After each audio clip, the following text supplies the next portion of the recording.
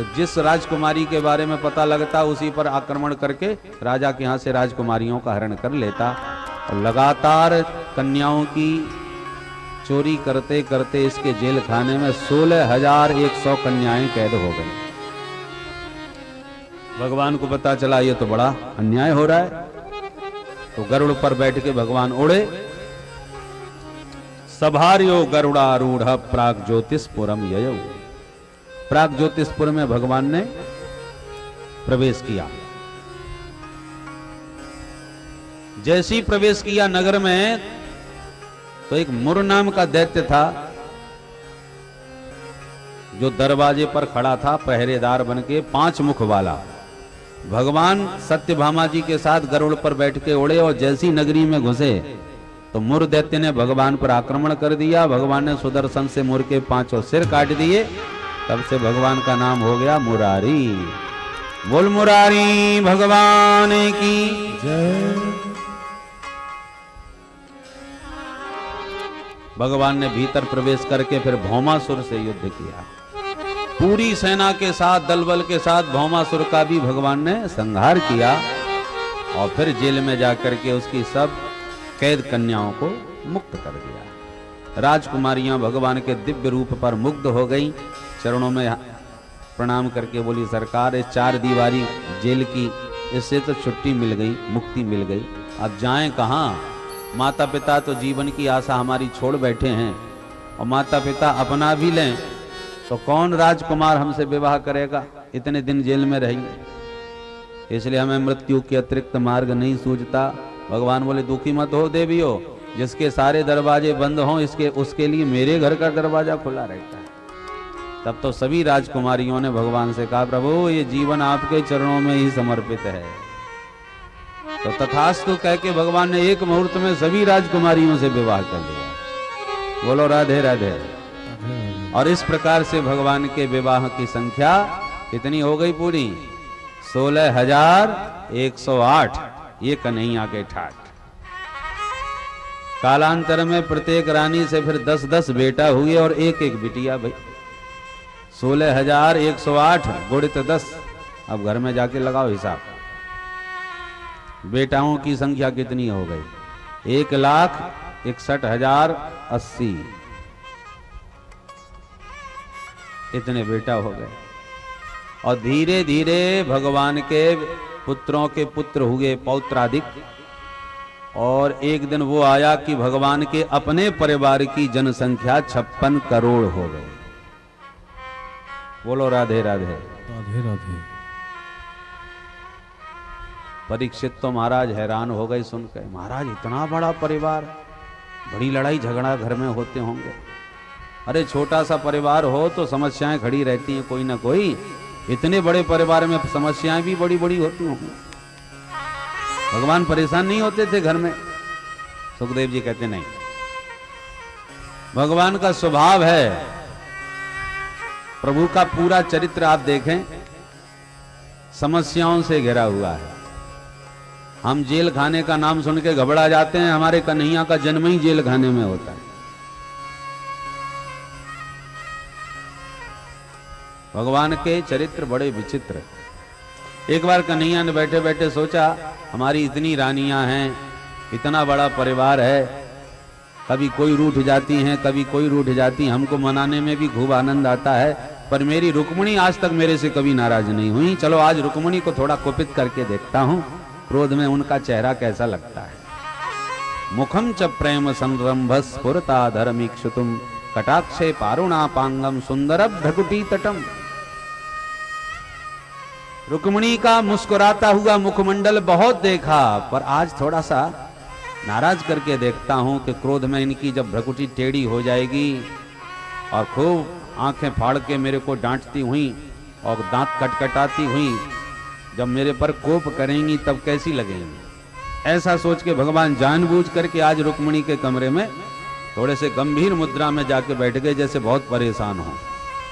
रुक्मिणी बेचारी पंखा लेके आई, हवा करने लगी कि आज क्या बात है, ऐसे गुमसुम से क्यों बैठे। बड़ी देर तक रुक्मिणी खड़ी हवा करती रही, पर भगवान ने कोई बात नहीं करी। रुक्मिणी ने देखा आज हो क्या गया इनको। पंखा करती बोली क्या बात है महाराज, आज गुमसुम क्यों बैठे हो? भगवान एकदम रुक्मिणी का मुंह देख करके बोले, रुक्मिणी ये बताओ तुमने हमसे शादी क्यों करी? रुक्मिणी की तो धड़कन और दुगनी हो गई। हे भगवान, ऐसा मैंने क्या कर दिया? ऐसा क्यों पूछ रहे हैं? क्या मेरे से विवाह करके ये संतुष्ट नहीं है? मैंने कोई बहुत बड़ा अपराध कर दिया? अब रुक्मिणी तो भीतर ही भीतर घबराई जा रही है कि क्या बात हो गई, और भगवान तिरछी निगाह से चुपचाप देखते जा रहे हैं कि देखो कितनी गुस्सा आ रही है, चेहरा कितना बिगड़ रहा है। परंतु रुक्मिणी पर कोई अंतर नहीं, मन में भीतर ही भीतर तो डर रही हैं, पर ऊपर से कुछ नहीं कह रही, ना चेहरा बिगड़ रहा ना कुछ बोलती। भगवान बोले, देखो रुक्मिणी, मेरी दृष्टि से हमारा तुम्हारा जोड़ा जचा नहीं। अरे कहां तुम राजकुमारी राजघराने की, और अपने राम घराने की तो बात ही छोड़ दो, माता पिता भी कंफर्म नहीं है। बोलो राधे राधे। पता है, कोई देवकी वसुदेव का लाला बोलता है हमको, तो कोई नंद जसोदा का छोरा बताता है हमको। अरे जिसके माँ बाप के बारे में भी लोग एक मत न हो, तो उसके खानदान की क्या कही जाए? खैर जाने दो रुक्मिणी, आजकल खानदान को कौन देखता है, पर कम से कम गुण दोष तो सभी के देखे जाते हैं। भाई संबंध की चर्चा चलती हो तो गरीब की भी कन्या हो तो वो भी अपने होने वाले दामाद के बारे में सोचता है, कन्या भी उसके बारे में पूरी जानकारी लेने की कोशिश करती है कि उनका स्वभाव कैसा है, खानदान न अच्छा सही तो गुणवान तो होना चाहिए, गुणी व्यक्ति होना चाहिए। तुमने मुझ में क्या देखा? मेरे अंदर तो मुझे आज तक एक भी गुण नजर नहीं आया। तुम्हें मेरा कौन सा गुण भा गया जो तुमने मुझे पसंद कर लिया? खैर जाने दो गुणों को भी। तुम यदि ये कहो, मैंने सुना है कि तुम बहुत वीर हो बचपन से, तुम्हारे पराक्रम की गाथाएं सुनकर के मैंने तुम्हें पसंद किया। तो देवी जी, हमारे पराक्रम तो सुने होंगे, पर यह भी सुना होगा कि जरासंध जैसा आ जाए तो छोड़ मैदान भागी भी लेते हैं अपने राम। दुनिया जानती है हम रणछोर हैं, कोई भी क्षत्रिय प्राण की आहुति देगा पर पीठ नहीं दिखाएगा, पर अपने राम तो कभी काल यवन से कभी जरासंध से भागते ही रहते। खैर जाने दो। तुम यदि ये कहो कि मैंने तुम्हें पसंद ही नहीं किया था, वो तो मेरे परिवार को तुम पसंद आए, सो हम तो शादी करके आ गए। तो देवी जी, परिवार वालों ने हमको पसंद नहीं, शिशुपाल को पसंद किया था। बारात लेके दूल्हा बनके तो वही तुम्हारे घर आया था, हम तो तुम्हारे पत्र पढ़ के चले आए। और अच्छा वाला खानदानी शिशुपाल, उसको छोड़ के तुम मेरे साथ चली आई। अब तो रुक्मिणी की धड़कन बुरी तरह बढ़ गई है। भगवान, कहीं भांग पी के तो नहीं आ गए? 10 पुत्रों के पिताजी बन के आज ऐसी बातें कर रहे हैं, बता। भीतर भीतर रुक्मिणी तो बुरी तरह घबरा गई, और भगवान देखते जा रहे हैं, इतना बोले जा रहा हूं, कुछ बातें नहीं कर रही, कुछ बोलती नहीं। अंत में भगवान बोले, रुक्मिणी, मैं तो कहता हूं अब भी कुछ नहीं बिगड़ा है। जो ये शब्द सुना, सो रुक्मिणी के तो पूरे ही होश उड़ गए। हवा कर रही थी पंखे से, सो पंखा नीचे गिरा और एकदम मूर्छित होके गिरने लगी। भगवान ने देखा, राम राम, इनका तो पूरा होश उड़ गया। तुरंत दौड़ के भगवान चतुर्भुज रूप में आए और 2 भुजा से रुक्मिणी को गिरते गिरते थाम लिए। एक भुजा से पंखा उठा के हवा करने लगे, तो एक भुजा से जल छिड़कने लगे। बेहोश हो गई रुक्मिणी घबराहट में। सुखदेव जी कहते हैं, पर्यंका दभरुयासु तामुत्थाप्य चतुर्भुज। चतुर्भुज बन के भगवान ने रुक्मिणी को पर्यंक पर संभाला, जल छिड़का तो रुक्मिणी होश में आ गई। भगवान बोले, ए देवी जी, 10 पुत्रों की माता जी बन गई और अभी तक तुम हमारा स्वभाव नहीं समझ सकी। अरे बचपन से मेरी आदत है हास्य परिहास करने की। मैं तो ऐसे ही विनोद कर रहा था तुमसे। मैं तो सोच रहा था कि मेरी इन बातों पर तुम उखड़ जाओगी, नाराज हो जाओगी, फिर मुझे खरी खोटी सुनाओगी कि बुढ़ापे में अब अकल आई है। निश्चित मुझे कुछ खरी खोटी सुनाओगी, नाराज होकर, फिर मैं तुम्हें मनाऊंगा, समझाऊंगा। तो देखो देवी, रूठने मनाने से ही तो गृहस्थी का आनंद बढ़ता है। बोलो राधे राधे। ज्यादा मीठा खाने से भी डायबिटीज हो जाता है, बीच में थोड़ा नमकीन भी तो होना चाहिए ना, तो फिर मिठाई का स्वाद और बढ़ जाता है, बीच में नमकीन का पुट लग जाए तो। तो मैंने तुम्हारी मुस्कुराहट की मिष्टान तो मैंने खूब देखा, तो मैंने सोचा आज थोड़ा सा नाराज करके भी देखूं, तुम रूठ जाओगी, फिर मैं मनाऊंगा, फिर हम दोनों मनेंगे तो और आनंद बढ़ेगा। इसलिए ज्यादा नहीं, और पति पत्नी में थोड़ी बहुत तो खटपट कभी कभी होनी चाहिए। यदि प्रेम और बढ़ाना चाहो तो, बिल्कुल ना होती हो तो आज से चालू कर दो। बोलो राधे राधे। परंतु वो थोड़ी नमकीन थोड़ी ही होना चाहिए, ज्यादा नहीं। ज्यादा नमकीन नमकीन खाओगे तो मुंह चटपटा जाएगा फिर। इसलिए थोड़ा थोड़ा मिठाई का स्वाद बढ़ाने के लिए तो भगवान कहते हैं रुक्मिणी से कि अयम ही परमोढ़ाभो गृहेषु गृहमेधिना यन्नमयनीयते याम प्रियया भीरुभामिनी।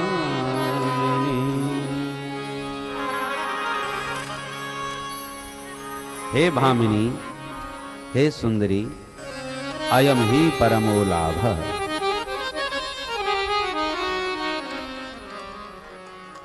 गृहस्थ जीवन में बस यही परम सुख है। क्या?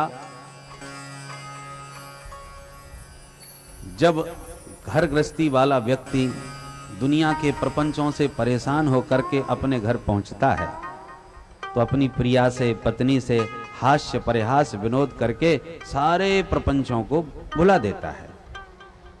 तो मैं तो बस यही सब मनोरंजन की दृष्टि से तुमसे ये विनोद कर रहा था, तुम इतनी घबरा गई, बेहोश हो गई। अब रुक्मिणी सावधान भई, उन्हें विश्वास हो गया कि सब हंसी मजाक की बातें थी, तो सावधान होके बैठी और फिर प्रभु के प्रत्येक वाक्य का इतना प्यारा जवाब दिया कि सुन के भगवान के होश उड़ गए। रुक्मिणी जी ने क्या जवाब दिया वो भी सुन लीजिए। बोलो राधे राधे। राधे राधे। रुक्मिणी बोली, सरकार आपकी वाणी साक्षात वेद वचन है, तो मिथ्या कैसे हो सकते हैं? इसलिए आप जो भी बोले वो 16 आने सही बोले। भगवान ताली बजा के हंसने लगे। वाह देवी जी, पहले हम मजाक कर रहे थे, अब आप हमसे मजाक करने लगे। क्या कहा तुमने कि मैं जो बोला वो सब सही था? देवी जी, हम आपसे कह रहे थे हमारे अंदर एक भी गुण नहीं है, तुमने क्या पसंद किया? तो क्या तुम्हें ये बात सही लगती है कि ये बात मैंने सही कही? रुक्मिणी भी बोली 16 आने सही है। अच्छा, सिद्ध करके बताओ। तुमने कैसे कहा? भाई हम अपने मुंह से कहें हमारे अंदर कोई गुण नहीं है, कोई बात नहीं, तुमने कैसे हाँ भी भर दी कि मेरे अंदर कोई गुण नहीं है? रुक्मिणी बोली, तो सुनो सरकार, संसार में 3 ही गुण प्रसिद्ध हैं, सत्व गुण, रजोगुण, तमोगुण। ये सारी प्रकृति त्रिगुणात्मक है, तीनों गुणों में सारी प्रकृति के प्राणी बंधे हो गए हैं, पर आप त्रिगुणातीत हैं, गुणातीत हैं, इसलिए संत आपको निर्गुण भी कहते हैं। इसलिए आपने बिल्कुल ठीक कहा, मेरे अंदर एक भी गुण नहीं है। तो बात बिल्कुल सही है, क्योंकि आपके अंदर एक भी गुण नहीं है, तभी तो आप त्रिगुणातीत, गुणातीत हैं। भगवान बोले वाह वाह, बहुत अच्छी व्याख्या करी तुमने तो, पर हमने तो ये भी कहा था हमारे खानदान का ही कुछ पता नहीं, माँ बाप का ही ठिकाना नहीं। रुक्मिणी बोली, ये भी 16 आने सही। कैसे? बोले प्रभु, आपके विषय में वर्णन करते करते वेद मंत्र भी अंत में नेति नेति कह के चुप ही हो जाते हैं। इदमित्थम कह के आपको तो कोई नहीं बता सकता ना। जब आपको ही बताना समझना असंभव है तो आपके माता पिता को कोई क्या समझ सकता है? और माता पिता आपका कोई होगा तब तो कोई बता पाएगा। सारे जगत के माता पिता आप ही हो सकता, इसलिए आपने ठीक कहा कि मैं माई बाप का कोई पता नहीं। भगवान बोले वाह, तो देवी जी हम तो ये भी कहे थे कि हम महा डरपोक रणछोड़ हैं, मैदान छोड़ के भाग जाते हैं। अपनी जन्मभूमि मथुरा छोड़ के देखो समुद्र की शरण लिए बैठे हैं। रुक्मिणी जी बोली ये भी सही है। वो कैसे? बोले जिन भक्तों का हृदय सागर स्वच्छ हो जाता है, निर्मल पावन हो जाता है, उन भक्तों के हृदय सागर में आप अपना वैकुंठ साकेत छोड़ करके जबरदस्ती घुस के अपना डेरा जमा के बैठ जाते हैं। हरिरपि निज लोकम सर्वथा तो विहाय प्रविशति हृदय तेषाम भक्ति सूत्रोपनद्ध। हनुमान जी का हृदयागार भगवान राघव को भा गया तो राम जी जम गए, घुस गए भीतर। जासु हृदय आगार बसहि राम सर चाप धर। प्रत्येक वाक्य का रुक्मिणी जी ने इतना अद्भुत व्याख्यान दिया कि भगवान भौचक्के होकर के बोले, रुक्मिणी आज मैंने तुमसे परिहास न किया होता तो तुम्हारे वैदुष्य का, तुम्हारी इस दिव्य योग्यता का मुझे तो कभी पता ही नहीं चलता। मेरे हंसी मजाक के वचनों को तुमने कितनी दिव्य स्तुति में परिणित कर दिया, पूरे शब्दों के भाव ही तुमने बदल दिए। सच कहता हूं रुक्मिणी, तुम्हें पाकर के मैं धन्य हो गया। और मुक्त कंठ भगवान रुक्मिणी के स्वभाव की सराहना करने लगे। सुखदेव जी कहते हैं, परीक्षित इतने बड़े परिवार में इस प्रकार से हास्य परिहास करके भगवान रहते थे, मुंह लटका के सिर पकड़ के कभी नहीं बैठे जीवन में। नेक नेक बात पे जैसे हम लोग सिर पकड़ के बैठ जाते हैं कि कभी भगवान को कभी किसी को दोष देने लग जाते हैं छोटी छोटी बातों पर, और भगवान इस प्रकार से करोड़ों के परिवार में भी प्रसन्न रहते हैं। एक बार भगवान के बाल गोपाल सब इकट्ठे भगवान से बोले, प्रभु कभी हमें घुमाने फिराने भी ले जाया करो। भगवान बोले, अच्छा चलो आज ही चलते हैं पिकनिक मनाने। तो बच्चों के साथ कभी घूमने फिरने भी जाना चाहिए, उनका मन रखना चाहिए। तो भगवान निकल पड़े घूमने, गर्मियों की छुट्टी थी तो ग्रीष्मावकाश में निकले घूमने से। एक बढ़िया हरा भरा बगीचा दिखा, बड़ी ठंडी हवा चल रही थी। भगवान बोले, हाँ भाई हम तो यहीं आराम करेंगे वृक्ष की छांव में, अब आप लोग खेलो। बच्चों ने गेंद निकाली और खेलना चालू कर दिया। एक ने इतनी जोर से गेंद में टोल मारा कि एक गर्त में जाके गिर गई, कुआं जैसा था, उसमें गेंद चली गई। बच्चों ने झांक के देखा तो उसमें विशाल का एक गिरगिट पड़ा हुआ था। सब आके बोले, प्रभु इतना बड़ा गिरगिट तो कभी नहीं देखा, देखिए आप। तो कौतुक बस भगवान आए, गिरगिट को निकाला गया। जैसे उसको छुआ, भगवान का स्पर्श पाते उसका शरीर छूट गया और एक दिव्य रूप में प्रकट हो गया। भगवान बोले, श्रीमान जी आपका परिचय? तो परिचय दिया। नगो नाम नरेंद्रो हम इक्ष्वाकु तनय प्रभो दाने स्वाख्यायमानेषु यदि ते कर्मस्पृशम् यदि ते कर्मस्पृशम्।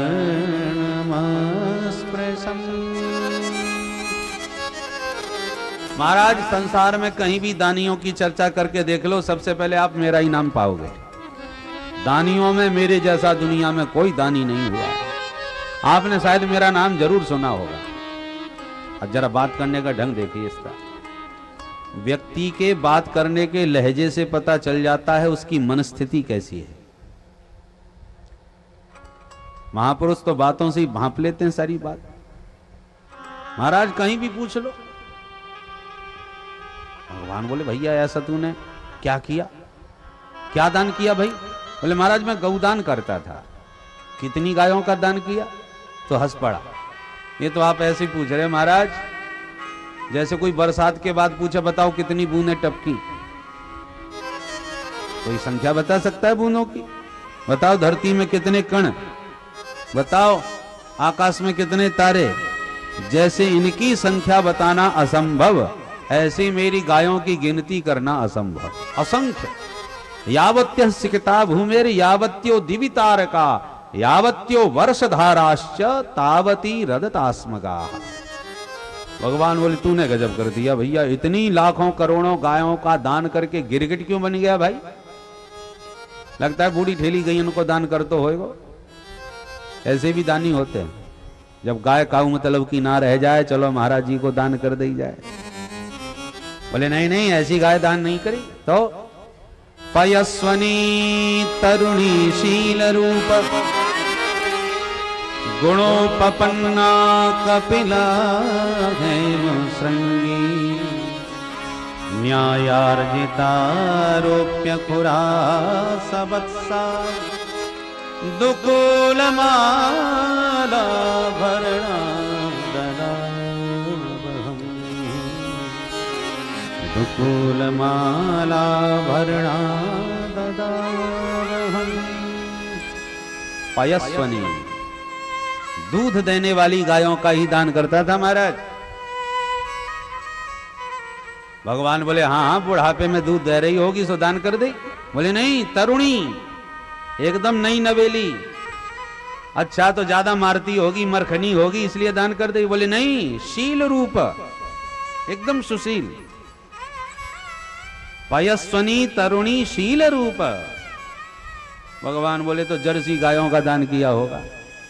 बोले नहीं नहीं, ऐसी वैसी गाय नहीं, गुणोपपन्ना कपिला, काली काली कपिला गायों का दान किया, वो भी परम गुणवती, शीलवती, शुद्ध देसी, राजस्थानी। एक जो संकर गाय होती है ना, ये गाय नहीं है, इसमें गोत्र धर्म नहीं है, गाय के गुण इसमें नहीं है, ना ही इसके दूध में गाय की गुणवत्ता है। कपिला, हेम श्रृंगी, सोने से तो सींग मड़ता था, और रूप्य खुरा, चांदी से खुर मड़ता था। भगवान बोले तो तेरा पैसा 2 नंबर का होगा, पाप की कमाई का दान किया होगा। कई डकैत लोग भी करते हैं ना, खूब लोगों का धन लूट करके फिर माता जी पर घंटा चढ़ा दिया। तो बोले नहीं, मैं ऐसा नहीं किया, न्यायार्जिता, न्याय द्वारा अर्जित, ईमानदारी का शुद्ध धन का दान किया है मैंने। भगवान बोले तो बछड़ा घर में रख लेता होगा, गैया को दान कर देता होगा, इसलिए बद्दुआ लगी है तेरे को। बोले नहीं, सबत्सा, बछड़ा साथ में भेज देता। अरे भाई, तो कोई कमी नहीं है तेरे दान में, तो फिर गिरगिट क्यों बन गया? अरे सरकार, दान में तो कोई कमी नहीं थी, हमसे एक बार गलती हो गई। क्या गलती हो गई भैया? बोले एक गैया मैंने बहुत सुंदर एक पंडित जी को दान करी। पंडित जी घर लेके चले गए, और घर से गैया भाग गई पंडित जी के घर से रात के 12 बजे, और वो भाग भाग करके आई, मेरी गायों के झुंड में मिल गई। मैं उसे पहचान ना पाया, दूसरे दिन मैंने दूसरे पंडित जी को दान कर दिया। अब पहले वाले पंडित जी ढूंढते फिर रहे थे, मेरी गैया भग गई, और दूसरे पंडित जी हमसे वही गाय लेके जा रहे थे, तो रास्ते में दोनों भिड़ गए। पहले वाला बोला, ए चोर कहीं के, गैया ये मेरी है, तूने रात में चुराई होगी। दूसरा बोला, तुझे शर्म आनी चाहिए, मैं तुझे चोर नजर आता हूं? पक्का ब्राह्मण हूं, अभी अभी राजा से दान में लेके आ रहा हूं, तूने मुझसे चोर कहा? बोले मैं गारंटी से कहता हूं गैया मेरी है, और तेरे हाथ में है, इसका मतलब तूने चुराई है। अच्छा चल, राजा से ही फैसला हो जाए। लड़ते भिड़ते राजा के सामने आए, महाराज करो न्याय। अब राजा की खोपड़ी घूम गई, ये तो गड़बड़ हो गई। दोनों ब्राह्मण अपनी अपनी बात पर डटे भये हैं, और सही भी हैं। अब राजा की बुद्धि काम ना करे कि समाधान क्या किया जाए। कोई वस्तु तो है नहीं कि आधी आधी बांट लो, क्या करें? महाराज फैसला करो। राजा की बुद्धि ने इसका कोई फैसला नहीं कर पाया। क्या करूं क्या ना करूं, बस बैठी बैठी खोपड़ी घोड़ा हिलाते रहे। महाराज एक के बदले में हजारों लाखों गैया मैं देने को तैयार हूं, पर मुझे इस समस्या से बचाओ। नहीं, गाय तो हमें यही चाहिए। अब बात की बात है, दोनों ब्राह्मण बात पर डट गए, और राजा को यह निर्णय समझ में नहीं आया क्या किया जाए, सो दोनों गैया छोड़ के चले गए। इस्तेमाल अपनी गैया, तो दान देता है कि झगड़ा कराता है ब्राह्मणों में? बस राजा नरक कहता, महाराज मैं मर करके नरक में गया, तो यमराज ने पूछा, पुण्यात्मा तो आप बहुत हो, पाप थोड़ा सा बन गया गलती से, तो पहले नरक जाना पसंद करोगे या स्वर्ग? राजा ने कहा थोड़ा सा पाप है तो पहले उसी को भोगा दो, फिर इकट्ठा पुण्य भोगेंगे स्वर्ग में बैठ के। बस इतना कहना था कि पट्ट से गिरगिट बन के इस कुआं में गिर पड़ा। उसी पाप के परिणाम से गिरगिट बना हूं सरकार, पर आज मेरे अनंत पुण्य उदय हो गए, तो आपके स्पर्श का आनंद मिला, आपके दर्शन मिले, अब मेरे सारे पाप धुल गए। दंडवत प्रणाम करके चला गया। भगवान ने सभी बच्चों को बैठाया, सुनो सुनो बच्चों, इसकी कहानी सुन ली तुम लोगों ने। जब इसने अनजाने में ब्राह्मण के धन को अपना समझ करके दूसरे को दिया, जबकि गाय तो उसी की थी, कई लोग कहते हैं ना चीज तो हमारी यही है, तुम्हें ना दे करके इनको दे दी। अरे एक बार जब किसी को तुमने वस्तु दे दी तो अब उसका तो उस पर तुम्हारा कोई किंचित भी अधिकार नहीं रहा। यदि किंचित भी अधिकार आप मानते हैं तो उस आपका दान सब व्यर्थ हुआ। भगवान कहते हैं स्वदत्ताम परदत्ताम वा ब्रह्म वृत्ति हरेचयः षष्टि वर्ष सहस्राणि विष्टायाम जायते क्रमिः। अपनी दी हुई वस्तु हो या दूसरे की दी हुई वस्तु हो, जो दान की वस्तु को ग्रहण करता है, ब्राह्मण के धन को हरण करता है, 60,000 वर्ष तक विष्टा का कीड़ा बन करके सड़ता है, घोर नरक मिलता है। भगवान कहते हैं कालकूट जहर पी जाओ तो मैं बचा लूंगा, जलती हुई ज्वाला में कूद जाओ तो बचा लूंगा, पर ब्राह्मण के धन को, संत के धन को खाने वाले का बचाने में मेरा भी सामर्थ्य नहीं, क्योंकि जो जहर खाए वो वही तो मरेगा, पर ब्राह्मण का धन खावे तो सारे वंश को नष्ट कर देगा। कुलम समूलम दहती ब्रह्म स्वारणी पावक। एक शब्द भी अपनी तरफ से मिलावट नहीं है, ठाकुर जी की ही वाणी ज्यों के त्यों बोल रहे हैं। ठाकुर जी कह रहे हैं कुलम समूलम दहती ब्रह्म स्वारणी पावक नाहम हाला हलम मन्ने विषम यस्य प्रतिक्रिया ब्रह्म स्वम ही विषम प्रोक्तम नाश्य प्रतिविधिर भुवि। भगवान ने संत ब्राह्मण के धन से बच्चों को, संतान को बहुत सावधान किया। देखो संतों के पास जो धन होता है और ब्राह्मणों के पास जो धन होता है वो प्रायः दान का होता है, और दान के धन को पचाना सबके बस की बात नहीं होती। ब्राह्मण तो भगवान के मुख हैं, और भगवान के दो मुख हैं, अग्नि और ब्राह्मण। अग्नि में स्वाहा और ब्राह्मणों के मुख में आहा। तो भगवान के मुख हैं, इनके अंदर भगवान ने विशेष पावर दिया है, सब हजम कर जाते हैं। और गायत्री का जाप करते हो उसका तो कहना ही क्या है, तो सब कुछ हजम कर सकता है। परंतु अन्य कोई दान के धन को खाएगा तो सीधा सर्वनाश की ओर जाएगा। इसलिए साधु के यहां भोजन करो, किसी ब्राह्मण के यहां कुछ भी किंचित ग्रहण करो तो प्रयास करो कि जितना ग्रहण किया है उससे दुगना या 1.5 गुना हम दे दें, अन्यथा वो अन्न आपके लिए बहुत अनिष्टकारक होगा। हम लोगों की आजकल मानसिकता बदलती जा रही है।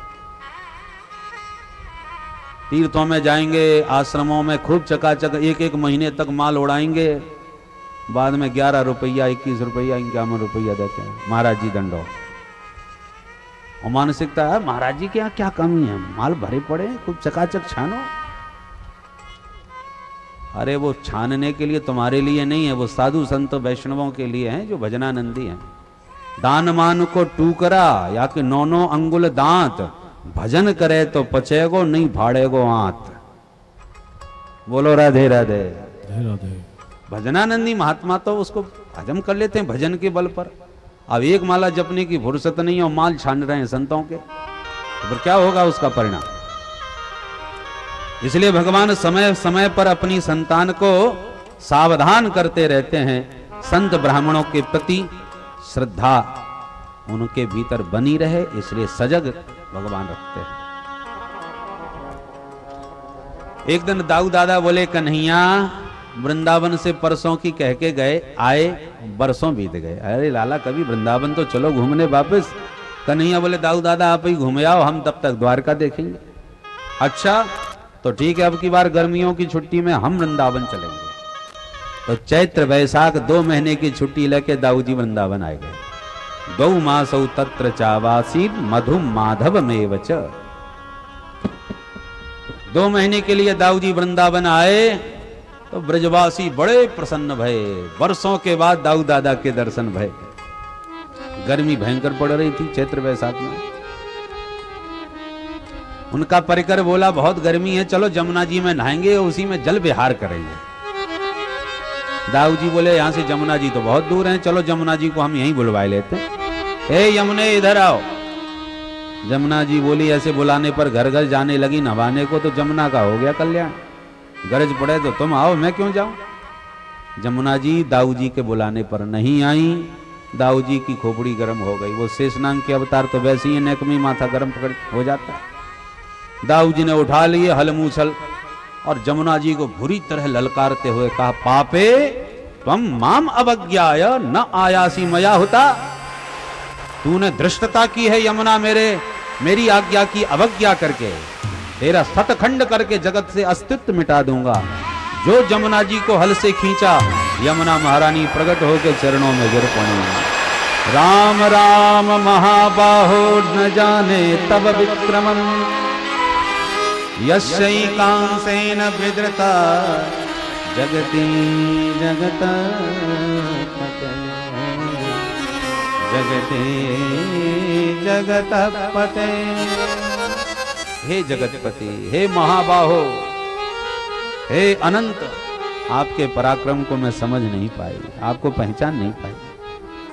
अरे सारा भूमंडल जिन शेष के सिर पर राई के दाने की तरह रखा रहता है, ये वो शेषावतार है।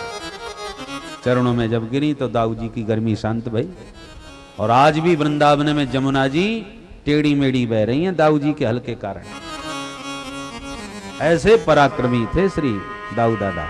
अच्छा एक बात और, जितने भी दुष्ट राजा थे भूमंडल के, उतने सब कन्हैया से नहीं घबराते थे, उन्हें तो रणछोड़ डरपोक कहते थे। और दाऊ जी के हल मूसल का सबको डर रहता था, उनके नाम से घबराते थे। बलराम वो बहुत बलवान है। जब दुष्टों को पता चला कि बलराम जी छुट्टी मनाने गए हैं वृंदावन में, तो इस समय कृष्ण द्वारका में अकेला है। तो द्वारका पर कुदृष्टि दुष्टों ने डाली। एक पौंड्रक नाम का राजा था, उसे भगवान बनने का भूत सवार हो गया। हमारे भारतवर्ष में 2-4 भगवान तो हमेशा ही घूमते रहते हैं। और जिस समय साक्षात ठाकुर जी धराधाम पर सविग्रह विराजमान थे, उस समय भी डुप्लीकेट भगवान घूमते थे। काशी नरेश पौंड्रक का मित्र था, उसने कहा तू भगवान बन जा मित्र, और मैं तेरा प्रचार करूंगा, मैं तेरे को घर घर में पुजवाऊंगा, तू भगवान बन के उड़ना आकाश में। ये वैज्ञानिक था पौंड्रक। इसने क्या किया, 2 हाथ तो थे ही, 2 नकली फिट करा लिए, और शंख चक्र गदा पद्म भी सब डुप्लीकेट बनवा लिए। और एक हवाई जहाज की तरह, वो हेलीकॉप्टर की तरह एक गरुड़ भी बना लिया। उसके पंख भी ऐसे फिट कर दिए कि खटका दबाती वो उड़ा करके इसको आकाश में ले जाता था। सियाई पोत करके नील सरोरो नीलमणि बन गया, और पूरा डुप्लीकेट चतुर्भुज नारायण बन करके गरुड़ पर उड़ने लग गया आकाश में। काशी नरेश इसकी पूजा करवाने लगा, बोल पौंड्रक भगवान की। ले चाहे जिसकी जय बुलवा लो भोली भाली जनता से।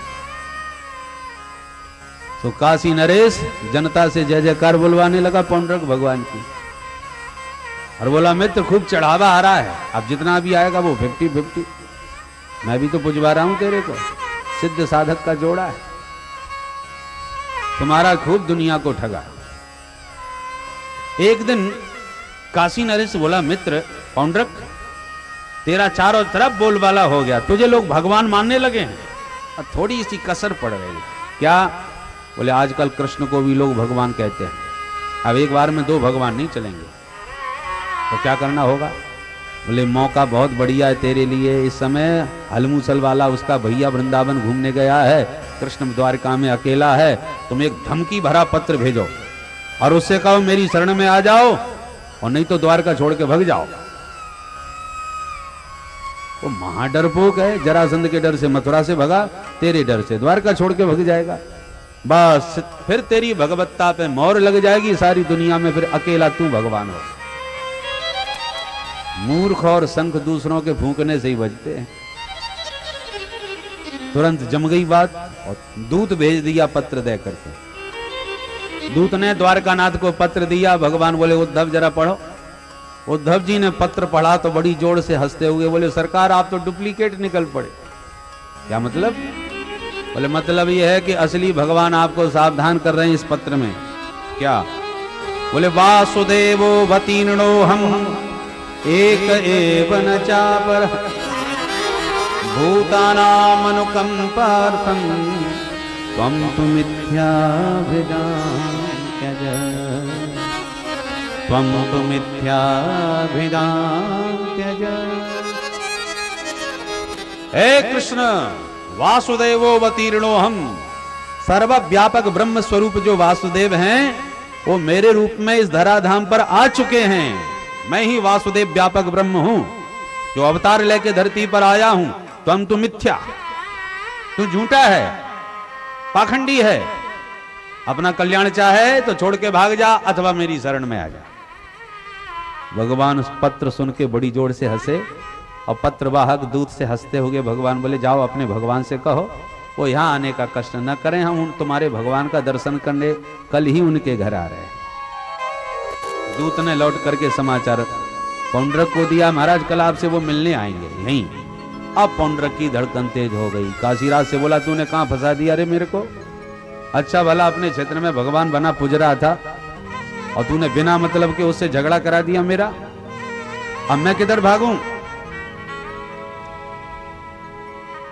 काशी नरेश बोला तो डरते क्यों हो? अरे भगवान बनने के लिए थोड़ी बहुत तो रिस्क उठानी पड़ेगी। हम भी तो तुम्हारे साथ हैं, मिलके सामना करेंगे, मुकाबला करेंगे। अच्छा तू संभाल लेना भैया, कुछ गड़बड़ हो। बोले सब संभाल लूंगा, आने दो। दूसरे दिन भगवान दल बल के साथ कर दिए आक्रमण। जैसी भगवान की विशाल सेना को आते देखा पौंड्रक घबराया, काशी नरेश वो तो आ गया। काशी नरेश बोले तो तू भी तो अपना जलवा दिखा। सो खटका दबा के गरुड़ पर बैठ के उड़ता हुआ आकाश में पहुंच गया। सुदर्शन चक्र घुमाने लगा। देख देख के भगवान खूब हंसे, देखो तो इस पाखंडी को कैसा भगवान बना उड़ रहा है आकाश में। भगवान बोले उद्धव कुछ भी हो, इसने भगवान बनने में कितना भगवान का भजन किया होगा। भाई जिसका चिंतन करोगे और उसकी एक एक गतिविधि को समझोगे तभी तो आप उस जैसे बन सकते हो। डुप्लीकेट, अरे नकल के लिए भी तो अकल चाहिए, कितना ध्यान चिंतन करना पड़ता है। कई अभिनेता होते हैं ना, उनके डुप्लीकेट बन के आ जाते हैं। तो अभिनेताओं के जब डुप्लीकेट होते हैं ना तो वो उन्हीं जैसा बोलना, उन्हीं जैसा हंसना, उन्हीं जैसा चलना, उन्हीं जैसा सब मेकअप, झोंके त्यों लगते हैं दूर से कि जैसे वही है। बोलो राधे राधे। तो कितना चिंतन करते होंगे, अभिनय करते होंगे, अभ्यास करते होंगे, तब उन जैसे बन पाते हैं। तो भगवान बोले इसने भी तो मेरा कितना भजन किया होगा, तभी तो मेरे जैसा बन गया। अब इसको असली रूप में अपना दिए देता हूं। और कह के भगवान ने सुदर्शन चक्र से सिर काटा और सारूप्य मुक्ति प्रदान करके अपने धाम में भेजा। बोल द्वारिकाधीश की जय। और काशी नरेश जो इसको भड़का रहा था उसका भी सिर काट के भगवान ने बनारस में फेंका। दोनों का कल्याण कर दिया। इस प्रकार से जितने भी पाखंडी दुष्ट प्रकृति के राजा थे भगवान ने उन सबको मार के पृथ्वी का भार हल्का किया। एक बार पांडवों की भगवान राजसूय यज्ञशाला में पधारे। पांडवों के द्वारा इंद्रप्रस्थ में यज्ञ हुआ, समस्या आई, जरासंध स्वीकृति नहीं दे रहा यज्ञ करने की। तो भीम अर्जुन के साथ भगवान गए, जरासंध से साधु बन के भिक्षा मांगी, युद्ध की। जरासंध ने युद्ध स्वीकार किया, पर पूछा जब परिचय दो, तो भगवान ने सबका परिचय दिया। जरासंध ने भीमसेन को अपने युद्ध के उपयुक्त माना। भीमसेन से 27 दिन तक जरासंध का युद्ध हुआ। भगवान का इशारा पा करके भीमसेन ने जरासंध को बीच में से चीर के समाप्त किया। जरासंध पुत्र सहदेव भगवान की शरण में आए तो भगवान ने सहदेव को मगध नरेश घोषित कर दिया। और मगध के जेल खाने में 20,800 राजा कैद बने पड़े थे। बड़ा भारी सम्राट था, राजाओं को जीत जीत के जेल में डाल देता था। 20,800 राजा इसके जेल खाने में पड़े थे। भगवान ने सभी को मुक्त किया। सभी राजाओं ने भगवान की स्तुति करी। कृष्णाय वासुदेवाय हरये परमात्मने प्रणतक्लेशनाशाय गोविंदाय नमो नमः। गोविंदाय नमो नमः। ये भागवत का सबसे सुंदर कष्ट मोचक मंत्र है। कोई भी संकट आवे इस मंत्र का जाप करो, भगवान तुरंत आपका क्लेश हरण कर लेंगे। हरि स्मृति सर्व विपद विमोक्षणम, हरि की स्मृति सारी विपत्तियों से मुक्ति रहने वाली है। प्रणतक क्लेश नाशाय। राजाओं को भगवान ने स्वतंत्र किया और राजसूय यज्ञ में आमंत्रित किया। विशाल राजसूय यज्ञ पांडवों का दिल्ली में प्रारंभ हुआ। प्रश्न खड़ा हुआ प्रथम पूजन किसका होगा इस यज्ञ में? तो जो नए नए अभी राजा बने हैं सहदेव, जरासंध के पुत्र, वो उठ के खड़े हो गए और बोले मेरी दृष्टि से तो भगवान द्वारकाधीश का प्रथम पूजन होना चाहिए। पितामह भीष्म ने अनुमोदन किया, बहुत सुंदर बच्चा, अभी हो तो तुम नए, परंतु तुम्हारी बुद्धि और विचार बहुत सुंदर है, हम अनुमोदन करते हैं। और बाबा भीष्म की मोहर लग जाए तो किसकी हिम्मत जो विरोध कर जाए। सबने ताली बजा दी कि महाराज बहुत अच्छा, बहुत अच्छा, बहुत अच्छा। और जैसे ही पांडवों ने पूजन प्रारंभ किया भगवान का, कि एक जरेला उठ के खड़ा हो गया, गालियों की बौछार कर दिया। नाम है जिसका शिशुपाल। उसने देखा ये वही गोपाल हैं जिनकी बदौलत हम दूल्हा बन के गए और दुल्हन की डोले में खुद ही बैठ के लौट आए। आज मेरा मौका है, छोड़ूंगा नहीं इसको। गालियों की बौछार कर दी। ईशो दुरत्ययः काल इति सत्यवती श्रुति, वृद्धानामपि यद बुद्धिर्बालवाक्यैर्विविध्यते। समय की बलिहारी देखो, जिसके खानदान का ठिकाना नहीं, जो कहीं का राजा महाराजा नहीं, जो कहीं का न साधु महात्मा, न महंत, न मठाधीश। मैं पूछना चाहता हूं समाज से, किस हैसियत से कृष्ण की प्रथम पूजा की जा रही है? कोई महात्मा है या कोई राजा है? इसके तो माई बाप का भी ठिकाना नहीं। महा डरपोक अपनी जन्मभूमि छोड़ के समुद्र की शरण लिए बैठा, जिंदगी भर गैया चराने वाला गमार ग्वाला। भीष्म बुढ़ा है और सहदेव बच्चा है, और बच्चे बुढ़े दोनों की अकल बराबर है। पर आप लोगों ने भी कोई विचार किए बिना समर्थन कैसे कर दिया? सभी को एक तरफ से इसने दुत्कारना प्रारंभ किया। बाबा भीष्म की आंखें लाल। सारा कौरव समुदाय दंड देने के लिए तत्पर हो गया कि अभी इसकी जीभ काटते हैं। परंतु जो मन ही मन भगवान को पसंद नहीं करते थे, पर डर के मारे कुछ बोल नहीं रहे थे, बहुमत पांडवों का ज्यादा था इसलिए। पर सहदेव, जब शिशुपाल ने बात उठाई तो उसके जो मूक समर्थक थे वो भी सब खड़े हो गए। नहीं नहीं, अभिव्यक्ति की स्वतंत्रता है, बोलने का अवसर सबको देना चाहिए, अपनी बात कहने का अवसर सबको मिलना चाहिए। और अभिव्यक्ति की स्वतंत्रता के नाम पर देश के गद्दार भी क्या क्या अनर्गल प्रलाप कर जाते हैं, और लोग स्वतंत्रता की अभिव्यक्ति कह करके कुछ नहीं कर पा रहे। बोलो राधे राधे। भगवान ने देखा कि शिशुपाल के समर्थन में भी लोग खड़े हैं, और अब पांडवों ने इस पर हाथ उठाया तो अभी विश्व युद्ध छिड़ जाएगा। क्योंकि समस्त विश्व के भूमंडल के कोने कोने से सब राजा आए हुए हैं, और अभी दो भागों में बट करके विश्व युद्ध में यज्ञ की जगह युद्ध हो जाएगा। तो भगवान ने तुरंत अपने समर्थन में खड़े पांडवों को शांत कर दिया। सब अपनी अपनी जगह बैठ जाओ भाई, हमारी ये बुआ का लड़का है, तो एक रिश्ते में हमारा भैया है, तो जो भी होगा फैसला वो हम दोनों भैयाओं के बीच में होता रहेगा। आप लोग बीच में तीसरा कोई ना बोले, द्विपक्षीय वार्ता होने दो, जो भी बात होगी हम दोनों के बीच होगी, तीसरे पक्ष का हमें कोई भी अनुमोदन नहीं चाहिए। तो पांडव शांत बैठ गए, तो शिशुपाल के समर्थक भी शांत हो गए। अब शिशुपाल का दुस्साहस बढ़ गया कि कोई कुछ नहीं बिगाड़ सकता। फिर चालू हो गया, और भगवान बिल्कुल शांत खड़े, सब सुन रहे हैं। वो गाली देता जा रहा है, भगवान लाइन खींचते जा रहे हैं। पांडव परेशान है, इनको हो क्या गया, कुछ बोल भी नहीं रहे, हमको भी नहीं बोलने दे रहे।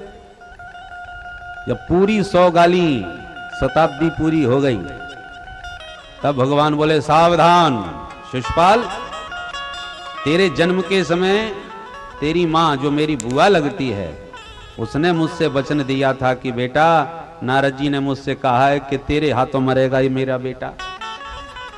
मुझे वचन दे कि मेरा बेटा तुझे 100 गाली भी दे, तेरे 100 अपराध करे तो तू माफ कर देना। तो मैंने बुआ को वचन दिया और उस वचन को निभाया, तेरे 100 अपराध क्षम्य किए, परंतु अब एक शब्द भी आगे मत बोलना। पर ये कहां रुकने वाला था, फिर हो गया चालू। और दोबारा जहां 101 गाली हुई कि शिरक्षुरांत चक्रेण जहारा पतितम रिपोह, सुदर्शन चक्र से तुरंत भगवान ने शिशुपाल का सिरोच्छेद कर दिया। एक दिव्य प्रकाश निकला शिशुपाल के शरीर से और भगवान के चरणों में विलीन हो गया। बोल भक्तवत्सल भगवान की जय। अब जितने भी दुष्ट राजा शिशुपाल के समर्थक थे वो सब घबराए गए। आप उसमें बोले गड़बड़ करेंगे तो यही हालत अपनी हो जाएगी, अब बोलो मत, शांत रहो।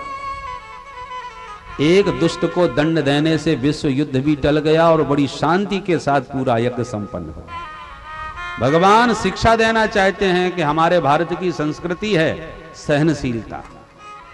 सर्वे भवन्तु सुखिनः, सभी सुखी रहें,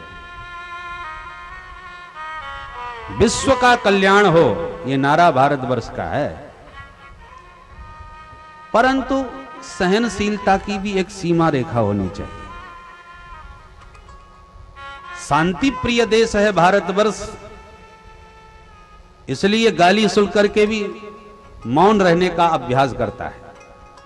परंतु भगवान ये भी सावधान करते हैं कि जब हमारी सहनशीलता की सीमा रेखा कोई पार कर जाए तो उसे फिर छोड़ते भी नहीं है,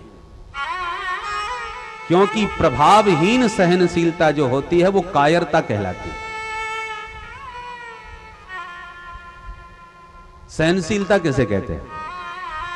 एक पहलवान आकर के आपको एक थप्पड़ रसीद कर दे और आप तुम उससे कहो कोई बात नहीं, माफ किया, हमको लड़ाई झगड़ा पसंद नहीं, हम सब सहन कर लेते हैं, तो क्या इसको सहनशीलता कहेंगे आप? अरे सहनशील नहीं बनोगे तो 2 थप्पड़ और जमा देगा। ये सहनशीलता नहीं है, ये विवशता है, कायरता है। सहनशीलता उसे कहते हैं कि सामर्थ्यवान होते हुए भी हम कुछ नहीं बोल रहे। जैसे भगवान भूत भावन भोलेनाथ ने दक्ष की 100 गालियां चुपचाप शांति के साथ सुन ली। बड़े समाज में जब भोले बाबा खड़े नहीं हुए दक्ष के स्वागत में तो गालियां सुनी। और भोले बाबा क्या नहीं कर सकते थे? कालम महाकाल कालम कृपालम, कालों के भी महाकाल हैं भगवान शिव, चाहते तो उसी वक्त दंड दे सकते थे, और बेचारे चुपचाप गालियां सुन के घर वापस लौट आए, एक शब्द ससुर जी से नहीं बोले। पर दक्ष जब नहीं माने और दोबारा यज्ञ में फिर अपमानित किया, जिसके कारण सती जी का शरीर छूटा, तो भोले बाबा ने फिर 1 मिनट में मुंडी मरोड़ दी और बकरे का मुंह लगा के फिर जिंदा किया। तो समाज में एक समस्या एक और है, यदि कोई सज्जन व्यक्ति बहुत ज्यादा सज्जनता दिखाने लग जाता है तो लोग उसे कायर समझ करके उसके ऊपर अनर्गल आरोप लगाने लग जाते हैं। जैसे एक सर्प वैष्णव बन गया, एक साधु का शिष्य बन गया सर्प, महात्मा प्रभावशाली थे। सर्प से बोले बेटा किसी को काटना मत आज के बाद। ठीक है गुरुजी, नहीं काटूंगा। अब वो बेचारे ने काटना छोड़ दिया। लोगों को जब धीरे धीरे पता चला कि ये काटता नहीं है, तो जो देखो तो बच्चे उठा उठा के अपने गले में डालने लगे। उसका खेल बना लिया, उसे खिलौना बना लिया। कभी कोई इधर से खींचे, कभी कोई उधर से ताने, नहीं इसे मैं पहनूंगा, उसे मैं पहनूंगा। सर्प बेचारा घायल। बाबा के पास आया, महाराज अच्छे भगत बनाए आपने हमें। क्यों? बोले कल तक जो हमारे पास में नहीं फटकते थे वो आज हमें गले में लपटाए डोल रहे। बच्चों ने हमारी विडंबना कर दी महाराज, घायल कर दिया मुझे, देखो। महात्मा बोले बेटा मैंने काटने को मना किया है, फुसकारने को थोड़ी मना किया था।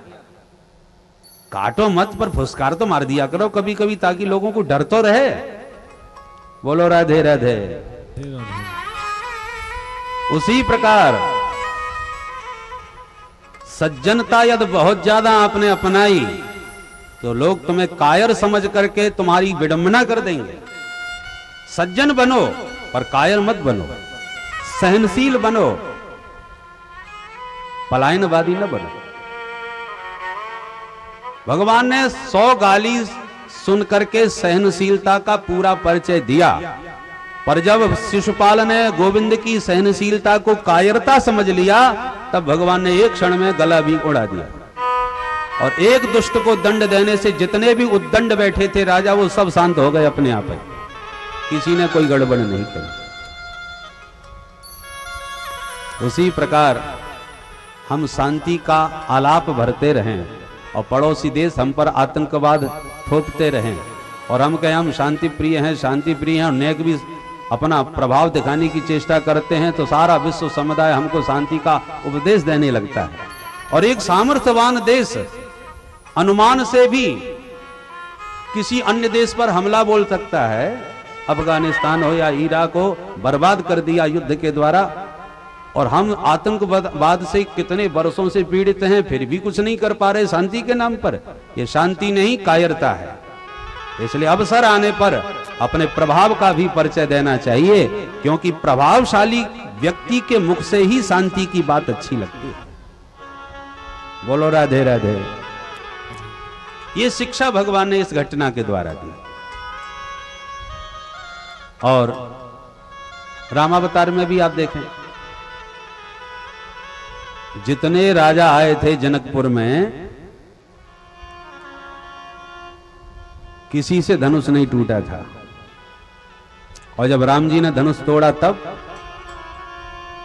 कितनी बातें करने लगे सब दुष्ट राजा।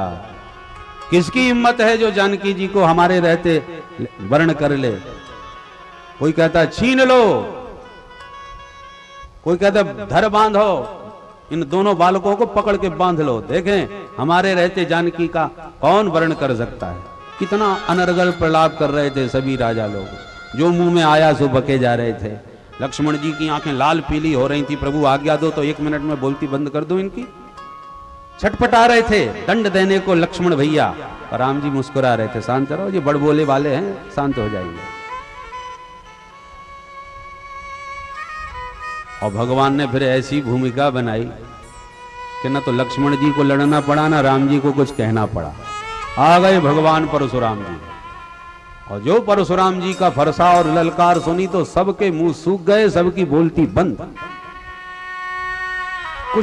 कुछ दुष्ट राजा तो बोले हम तो पहले ही जानते थे यही होगा, इसलिए हमने नहीं तोड़ा, नहीं तो ये कल का बच्चा तोड़ देता तो मैं नहीं तोड़ सकता था, पर मुझे मालूम था ये शिव धनुष है, परशुराम छोड़ेगा नहीं, इसलिए मैंने तो हाथ ही नहीं लगाया। मनमानी बातें करने लगे।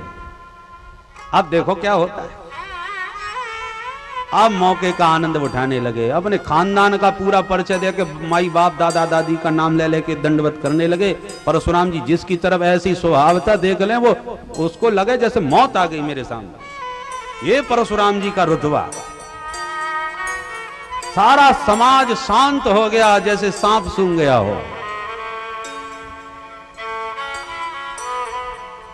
और आश्चर्य की बात यह है कि इस पूरी घटना चक्र में देखिए, लक्ष्मण जी नेक नेक बात पे गर्मी पकड़ते हैं, पर यहां पर परशुराम जी गर्मी पकड़ रहे हैं और लक्ष्मण जी पूरे प्रसंग में हंस रहे हैं। परशुराम जी खूब गाली भी दे रहे हैं, रे नृप बालक काल अवश, परंतु लक्ष्मण जी को एक बार भी गुस्सा नहीं, बेहस कर हमेशा हंसते ही रहते हैं लक्ष्मण जी पूरे प्रसंग में, क्योंकि बाबा बहुत लाल पीले हो रहे हैं। राम जी भी बड़ी शांति के साथ परिचय देते हैं, सारी वार्तालाप करते हैं, परंतु परिणाम इसका क्या हुआ अंत में कि जिन परशुराम जी की फुंकार से सूख जाते थे राजा, वे परशुराम जी दंडवत करके जय जयकार कर रहे हैं राघव की। अब बताइए, जब राम जी की जय जयकार करते परशुराम जी को देखा, तब राजाओं की हालत क्या भई होगी? करे राम राम, ये तो इनके भी पिताजी निकल पड़े। जिन परशुराम जी के मारे हम लोगों की हालत खराब हो रही थी, वो परशुराम जी की भी इनके सामने कुछ नहीं चली, उनका भी फरसा कुंठित हो गया। अब बिना लड़े, बिना झगड़ा किए, बिना कुछ कहे राम जी ने अपना ऐसा प्रभुत्व जमा दिया कि जितने दुष्ट राजा थे सब दंडवत करने लग गए, पतली गली से खिसकने लग गए। बोलो जय सिया राम। जय सिया राम। ये है युक्ति भगवान की। तो एक दुष्ट शिशुपाल को दंड दे करके भगवान ने सारे उद्दंड राजाओं पर अपने आप ही अनायास अंकुश लगा दिया। अब किसकी हिम्मत विश्व समुदाय में जो भगवान के सामने आंख उठा जाए? शिशुपाल की गति सबने अपनी आंखों से देखी।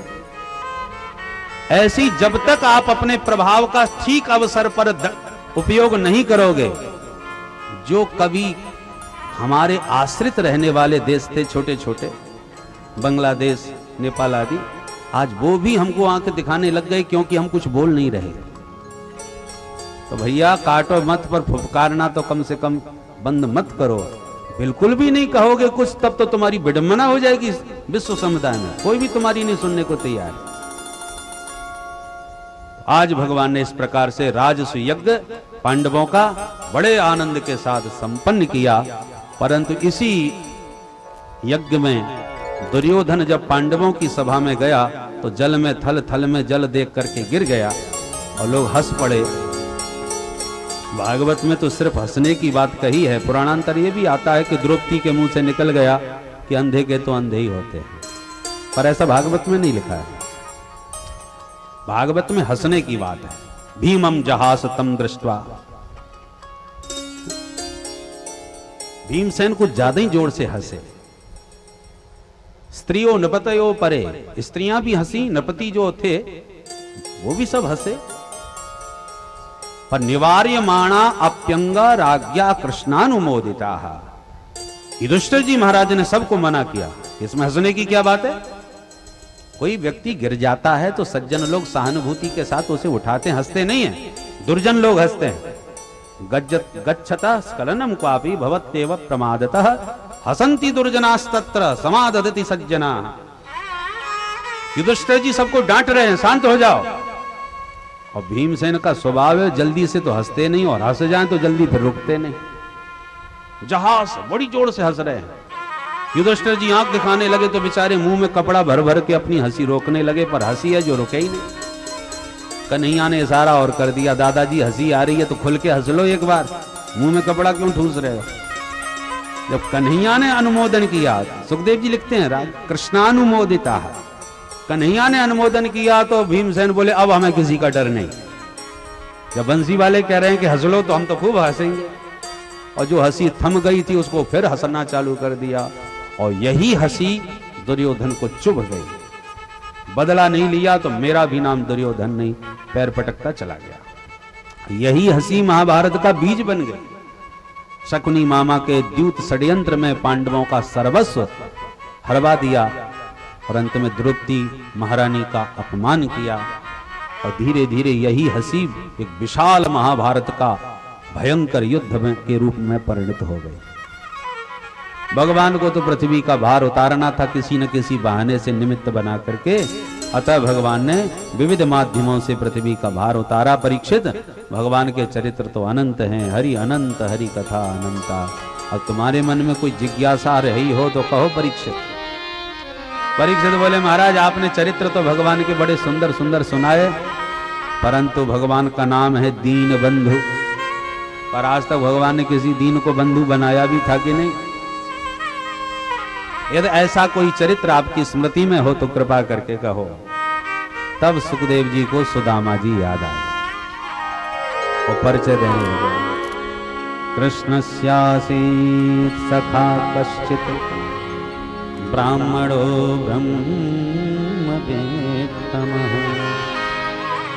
विरक्त इंद्रियार्थेषु प्रशांतात्मा जितेन्द्रियः। सुदामा जी के व्यक्तित्व में सुखदेव जी बहुत प्रभावित हैं। उनकी शब्दावली बतला रही है। जैसे हम किसी व्यक्ति से बहुत ज्यादा प्रभावित हो जाएं और कोई हमें अचानक उनका परिचय पूछ दे, जरा इनका परिचय कराइए, श्रीमान कौन है, तो हम उनका मूलभूत परिचय कम देते हैं और विशेषण ज्यादा लगाते रहते हैं। अरे साहब इनका परिचय क्या देना, सूर्य को दीपक दिखाना है, कौन नहीं जानता इनको। महाराज व्याकरण के महान पंडित हैं और वेद, चारों वेद भी इनको खूब उपस्थित हैं, बड़े विद्वान हैं और उतने ही स्वभाव के सरल भी हैं। संगीत के भी महान पंडित हैं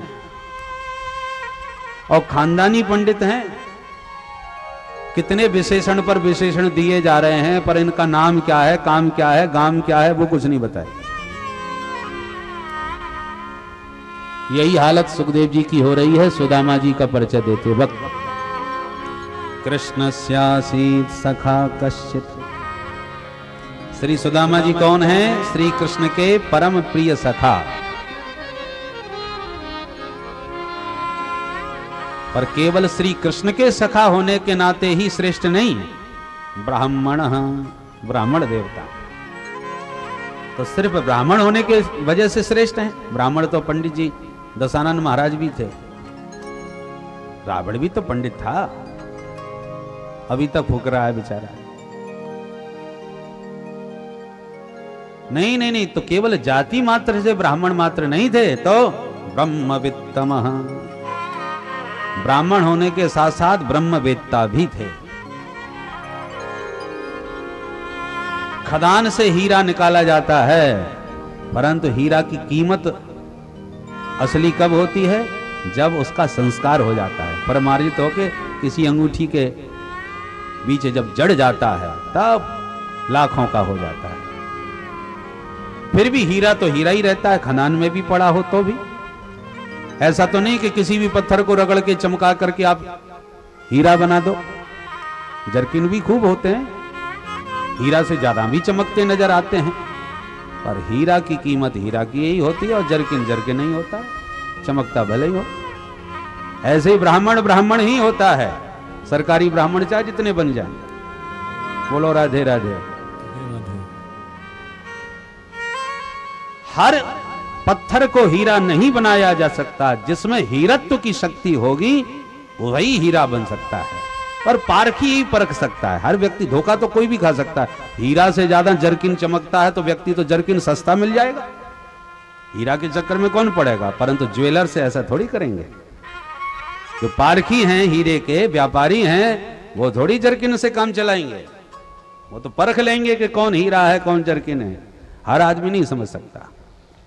ऐसे ही महाराज कई जबरदस्ती बन तो जाते हैं, पर परखने वाले तो 1 मिनट में परख लेते हैं। बोलो राधे राधे। तो ब्राह्मण है, ब्राह्मण होने के साथ साथ ब्रह्मवेत्ता हैं, ये विशेषता है। ब्रह्मवेत्ता होने का मतलब, ब्राह्मण तो वह है जैसे हीरा, और ब्रह्मवेत्ता वह है जो अंगूठी में जड़ गया है, संस्कारवान हो चुका है। तो जो अंगूठी का जड़ा हीरा तो सबको समझ में आता है, तो खदान में पड़ा हुआ नहीं समझ में आएगा।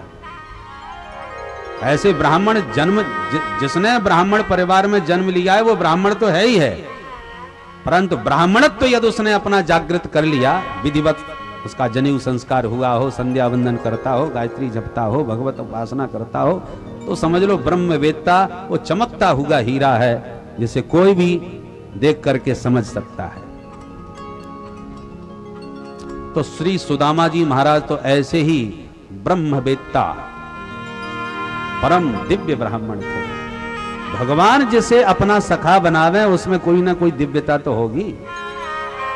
ब्रह्मवेत्ता होने के साथ साथ और विशेषण गिना रहे हैं। विरक्त इंद्रियार्थेषु, इंद्रियों के विषयों से सर्वदा विरक्त रहने वाले।